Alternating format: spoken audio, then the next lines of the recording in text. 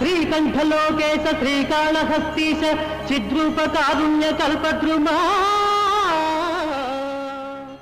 నమస్తే, welcome to Telugu one cinema. This is Divyashri. Cinema రంగంలో నటీనటులుగా పేరు తెచ్చుకున్న వారందరికీ ఏదో ఒక డ్రీమ్ క్యారెక్టర్ ఉంటుంది. ఎప్పటికైనా అవకాశం వస్తే ఆ క్యారెక్టర్ చేయాలని కలలు కంటూ ఉంటారు. కొందరికి మాత్రమే అది సాధ్యపడుతుంది. అలాంటి డ్రీమ్ క్యారెక్టర్ రెబల్ స్టార్ కృష్ణంరాజుకి కూడా ఉండేది. ఉగ్రత నిన్ను భావించి సేవించ సాయుధ్యమిచ్చావు తండ్రి. మదాంధుండనై మొండినై నిన్ను దుర్భాషలను ఎన్ని దూషించినా దివ్యలింగము భంగము కావింపగా చూచినా. చిలక గోరింక చిత్రంతో నటుడిగా చిత్రరంగ ప్రవేశం చేసిన ఆయన ఆ తర్వాత హీరోగా, విలన్గా, సహాయ నటుడిగా ఎన్నో పాత్రలు చేశారు. దాదాపు 50 సినిమాలు పూర్తి చేసిన తర్వాత గోపికృష్ణ మూవీస్ పేరుతో ఓ బ్యానర్ను స్థాపించి కృష్ణవేణి చిత్రాన్ని నిర్మించారు. ఈ చిత్రానికి వి మధుసూదన్ రావు దర్శకుడు. సినిమాకి మంచి పేరు వచ్చింది, కానీ బాక్సాఫీస్ వద్ద ఆశించిన విజయం లభించలేదు. అయితే తన బ్యానర్లో తన డ్రీమ్ ప్రాజెక్ట్ అయిన భక్త కన్నప్పను భారీ బడ్జెట్తో రెండో సినిమాగా నిర్మించాలనుకున్నారు. వి మధుసూదన్ రావు దర్శకత్వంలోనే ఈ సినిమా కూడా చేయాలనుకున్నారు. కథ సిద్ధం చేసుకున్నారు. ఆదినారాయణరావు సంగీత దర్శకత్వంలో కొన్ని పాటలు కూడా రికార్డ్ చేశారు. కానీ ఈ సినిమా కార్యరూపం దాల్చలేదు. దాంతో ప్రాజెక్ట్ను కొన్నాళ్లు పక్కన పెట్టేశారు. ఆ మరుసటి ఏడాది బాపు దర్శకత్వంలో రూపొందిన ముత్యాల ముగ్గు చిత్రం విడుదలై ఘన విజయం సాధించింది. బాపు రమణల పేర్లు మారుమోగిపోయాయి. వాళ్ళిద్దరే తన భక్త కన్నప్పకు న్యాయం చేయగలరని భావించారు కృష్ణంరాజు.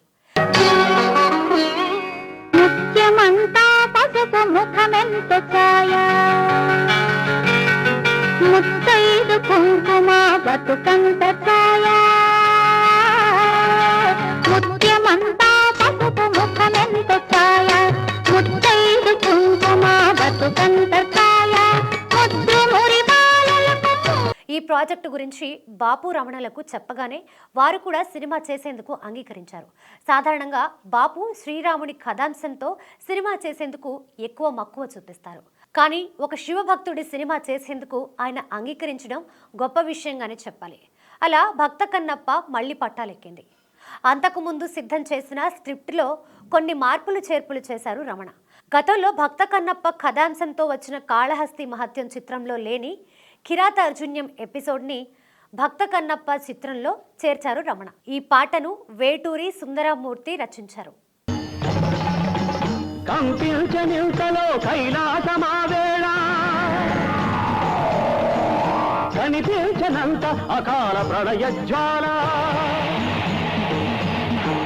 జగములేలిన వాని సగము నివ్వెరబోయే. అప్పటి వరకు వచ్చిన పౌరాణిక సినిమాలన్నీ ఎక్కువ శాతం స్టూడియోల్లో చిత్రీకరించేవే. మొదటిసారి ఎక్కువ శాతం అవుట్డోర్లో రూపొందించిన సినిమాగా భక్త కన్నప్ప క్రెడిట్ దక్కించుకుంది. జంగారెడ్డిగూడెంకి 10 కిలోమీటర్ల దూరంలో ఉంది బుట్టాయగూడెం. అక్కడికి 15 కిలోమీటర్ల దూరంలో ఉన్న అడవిలో సినిమాను తీసేందుకు రంగం సిద్ధం చేసుకున్నారు. మోటార్ల సాయంతో ఏర్లు సృష్టించారు. కొన్ని వందల తాటి చెట్లను కొట్టేసి సినిమాకు అనుగుణంగా ఏరైన సెట్ వేశారు. ఈ సెట్ను కొంత భాగం వేసిన తర్వాత కళా దర్శకుడు భాస్కరరాజుకు అత్యవసర వేరే పని రావడంతో దాన్ని మధ్యలోనే వదిలేసి వెళ్ళిపోయారు. దాంతో సెట్ పనులు ఆగిపోయాయి. ఇరిగేషన్ డిపార్ట్మెంట్లో పనిచేస్తున్న బాపు రమణల స్నేహితుడు బివిఎస్ రామారావుకు ఆ బాధ్యతను అప్పగించారు. ఆయన మొదట సందేశించిన ఆ సెట్ను పూర్తి చేయడానికి ఒప్పుకున్నారు. ఆ సెట్ను మొదట అనుకున్న దానికంటే బాగా వేశారాయన. 90 అడుగుల అమ్మవారి విగ్రహాన్ని, ఒక ఆశ్రమాన్ని నిర్మించారు. ఆ అడవికి దారి సరిగ్గా లేకపోవడంతో 12 కిలోమీటర్ల మేర రోడ్డు వేశారు. ఇవన్నీ చేయడానికి 45 రోజులు పట్టింది. 9 లక్షలు ఖర్చయింది. ఆ రోజుల్లో పౌరాణిక చిత్రాన్ని భారీగా తీయాలంటే 15 లక్షల వరకు బడ్జెట్ అయ్యేది. కానీ ఆ సినిమాకి మాత్రం 20 లక్షలు ఖర్చయింది. యూనిట్ సభ్యులంతా ఆ అడవిలోనే బస చేసేవారు. వారానికి 6 రోజులు మాత్రమే షూటింగ్ చేసేవారు. ఒకరోజు విశ్రాంతి దినం.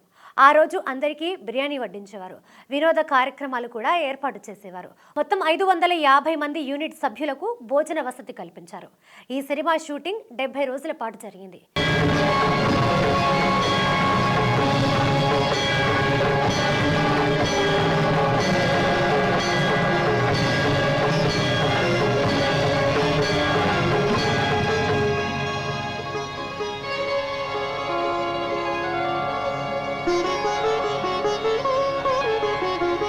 ఈ సినిమాలో రావు గోపాలరావు కొడుకు పాత్ర కోసం రాజాబాబును అనుకున్నారు.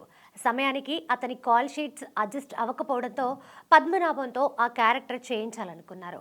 కానీ చివరి నిమిషంలో వాళ్ళ నాన్నకు ఆరోగ్యం బాగోకపోవడంతో ఆయన కూడా షూటింగ్కి రాలేకపోయారు. అప్పుడు ఆ క్యారెక్టర్ సారథికి దక్కింది.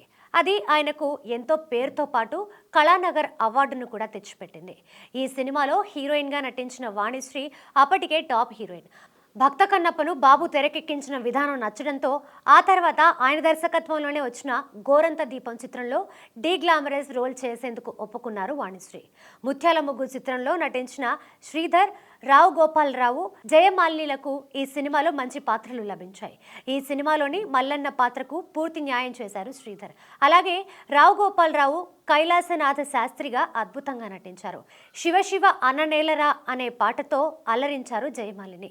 ఈ చిత్రం కోసం వేటూరి రాసిన శివ శివ శంకర పాటను ఆదినారాయణరావు స్వరపరిచారు.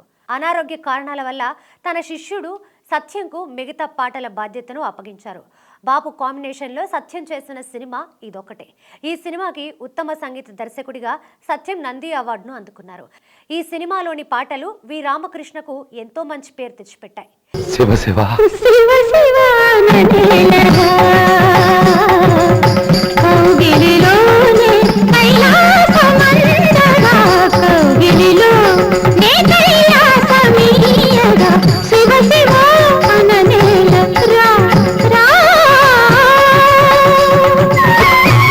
ఈ సినిమాకి సంబంధించిన మరో విశేషం ఏమిటంటే 45 డ్రమ్స్తో కండ గెలిచింది అనే పాటను ఎంతో భారీగా చిత్రీకరించారు.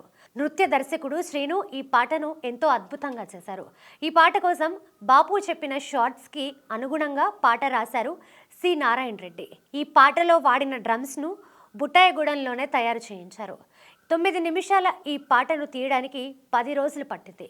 ఈ సినిమాలోని మరో పాట ఎన్నియల్లో ఎన్నియల్లో చందమామ పాటను ఆ ప్రాంతంలోని కోయవారి దగ్గర నుంచి సేకరించి ఆరుద్రతో రాయించారు. ఆ పాటను మిట్ట మధ్యాహ్నం తీశారు. కానీ సినిమాలో మాత్రం వెన్నెల్లో తీసినట్టు అనిపిస్తుంది. ఆ క్రెడిట్ అంతా డిఓపి విఎస్ఆర్ స్వామికి దక్కుతుంది.